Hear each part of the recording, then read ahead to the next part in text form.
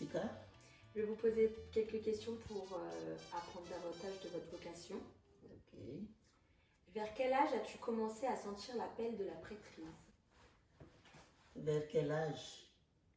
C'est une question mathématique parce que dans le cadre de la vocation, l'appel ne se perçoit pas aussitôt comme ça. C'est à travers un cheminement qu'on arrive à, entre-temps à découvrir voilà, qu'on est appelé. Et j'ai eu la chance de naître dans une famille chrétienne, même si mes parents viennent de la religion traditionnelle. Mon papa était le président de la communauté chrétienne et j'ai servi auprès des missionnaires comme servant d'hôtel. Et c'est justement en ce moment, étant tout jeune et servant, que j'ai commencé à aimer ce que faisaient les missionnaires. Voilà. Je peux dire que bon, ma vocation peut-être a commencé à l'âge de 10 ou 12 ans, voilà, quand j'étais à l'école primaire. D'accord. Oui. Comment sait-on que cet appel vient de Dieu? Voilà, il faut certainement faire l'expérience de Samuel, avoir des gens qui puissent nous aider à interpréter cet appel de Dieu. Et c'est en cela que la mise en place d'institutions comme les comités de vocation sont importantes dans une paroisse. Et j'ai eu la chance que dans cette paroisse, on avait un comité de vocation. Donc au cours de la catéchèse, on pouvait demander aux enfants qui veut devenir prêtre, qui veut devenir religieuse, et on s'inscrivait sur une liste. Et on avait régulièrement des rencontres de ces membres de ce comité et qui permettaient effectivement un suivi jusqu'à la réalisation du concours, puisque chez nous, l'entrée au petit séminaire était sanctionnée par un concours. Il fallait faire ces tests et quand tu es admis, tu rentres au petit séminaire et c'est dans le petit séminaire maintenant qu'on te suit pour décerner réellement si tu es appelé ou non. D'accord. Oui. Comment les membres de ta famille ont réagi quand tu leur annonçais que tu souhaitais devenir prêtre? Certes, mon papa était président de la communauté chrétienne, néanmoins, il n'était pas informé que j'étais inscrit dans ce comité de vocation. Donc, j'ai dû participer à toutes ces rencontres sans réellement informer ma famille. Et la première surprise, c'est quand je suis venu dire à mon papa, ah, voilà, je suis admis au test d'entrée au petit séminaire. Donc, il était plus qu'étonné. Et il m'a dit, mais tu veux que je fasse quoi présentement?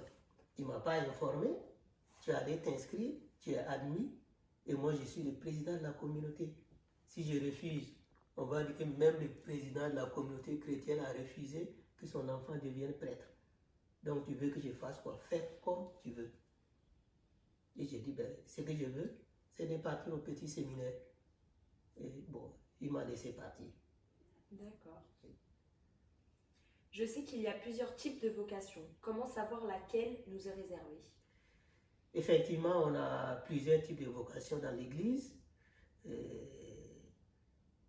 D'abord, comment savoir à quel type de vocation on est appelé? C'est à travers un peu l'accompagnement. Je sais que pour ma part, la question qui m'a été posée très souvent avec les missionnaires d'Afrique, c'était de me dire, mais pourquoi tu n'as pas choisi de devenir missionnaire d'Afrique, père blanc, comme nous? J'ai dit oui, effectivement, j'ai cheminé avec eux, j'ai passé un bon temps avec eux, mais j'ai trouvé que ma place était au milieu de mon peuple. Aller pour la mission ailleurs ne m'inspirait pas trop. Je voulais être prêtre diocésain et rester auprès de mon peuple pour rendre le service que je peux à mon peuple. Donc c'est à travers un peu les élans du cœur, les ressentiments, voilà, qu'on peut découvrir que bon, notre vocation c'est plus de ce côté qu'ailleurs. Voilà. Ok. Est-ce que tu penses que le célibat peut-il vraiment mener au bonheur? Le célibat peut-il mener au bonheur? Je dirais, tout dépend de comment on vit son célibat. Le but ultime du célibat, c'est d'être, comme le dit Saint Paul, tout à tous. Si Ouais. moi, mon célibat ne me permet pas d'être vraiment au service des autres, mais d'être renfermé sur moi-même, c'est que ce célibat ne me conduira pas au bonheur. Mais un célibat qui me met vraiment à la disposition des autres, au service des autres, conduit effectivement au bonheur. Parce qu'il n'y a pas plus grande joie que d'être vraiment comme le Christ s'est peint, partagé pour tous. Mais par exemple, si nous n'aurons pas Dieu dans notre vie, est-ce que tu penses que le célibat nous mènera au bonheur? Le célibat a un objectif, c'est d'avoir justement Dieu dans sa vie. Et c'est parce qu'on a Dieu dans sa vie qu'on se met à la disposition des autres. Donc, je peux dire, la base du célibat pour les prêtres, c'est d'abord parce qu'il veut mettre au service des autres ce qu'il a au plus profond de lui-même, c'est-à-dire cette richesse de Dieu. Donc, c'est en ce moment qu'on peut vivre le célibat comme, non pas comme un poids, un sacrifice, mais simplement dans la joie. D'accord. Quelles sont les journées types d'un prêtre, mis hors la journée du lundi qui est votre journée de repos? Mais les journées types d'un prêtre, tout dépend aussi du type de prêtre.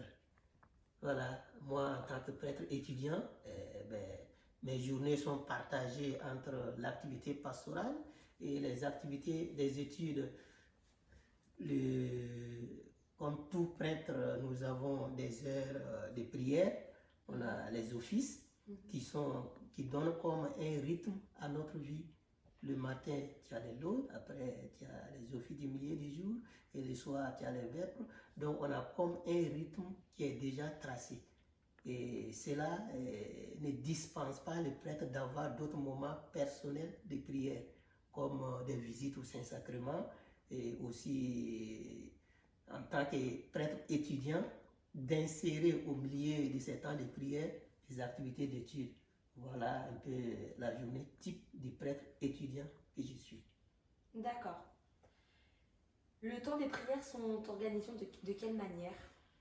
Voilà, comme je le disais, les temps de prière sont suffisamment bien organisés pour le prêtre qui entre dans les cadres établis par l'Église déjà. Donc, je reviens encore sur les offices, les laudes, les offices du milieu du jour, les vêpres, les complis. On a déjà des temps établis par l'Église. Et en ce moment, c'est de faire l'effort quotidien de respecter déjà ces temps de prière, en plus des célébrations des messes au quotidien. Parce qu'il est recommandé vivement à chaque prêtre, chaque jour, de faire la messe. Qu'il y ait de l'assemblée ou non, mais les prêtres célèbrent une personne à Christ, dans la personne du Christ et au nom de tout le peuple. Ok. Oui. J'ai une dernière question. À qui devons-nous nous adresser quand nous sentons un appel pour servir Dieu? À qui s'adresser? C'est d'abord à ceux qui sont déjà dans ces domaines, qui sont les prêtres, les religieux et religieuses. C'est de les approcher pour discuter avec eux. Ils sont mieux placés pour nous aider à discerner si cet appel que nous recevons vient de Dieu ou pas. C'est comme l'expérience du jeune Samuel. Il faut toujours quelqu'un à côté pour nous aider vraiment à savoir qui c'est le Seigneur. On peut entendre une voix, mais on ne sait pas à qui faire référence à cette voix. Mais si on a quelqu'un qui peut nous dire, ah, la voix que tu entends, la prochaine fois, il faut répondre, parle Seigneur, ton serviteur écoute. En ce moment, on peut percevoir qu'on est appelé sur ce chemin. Et pour cela, donc, on a les prêtres, les diacres, les religieux et religieuses qui sont déjà dans le domaine, qui peuvent nous aider. Et si on a la chance d'avoir dans la paroisse un comité de vocation, donc on s'adresse aussi à ce comité de vocation. Et les parents aussi ont leurs responsabilités. Si les parents sentent dans le comportement de tel ou tel enfant vraiment qu'il a un amour vraiment pour le service de Dieu, c'est de l'encourager et de l'orienter vers les prêtres, les religieuses qui puissent l'aider à discerner sa vocation. Donc la vocation ne grandit pas tant qu'on n'est pas entouré de toutes ces personnes et chacun a sa participation dans cette vocation. D'accord, super. Merci d'avoir répondu à cette interview. Merci.